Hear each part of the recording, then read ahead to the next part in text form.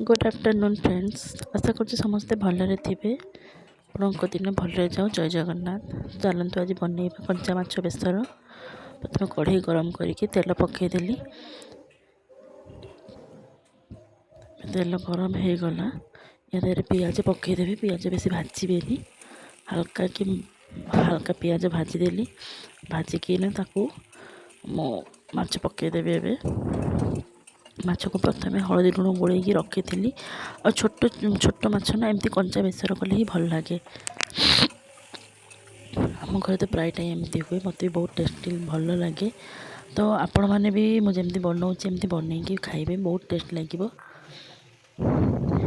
एवं मोटे माछ हल्का भाजीगला तो ये आम दबा ताको देली सोरिष बटा।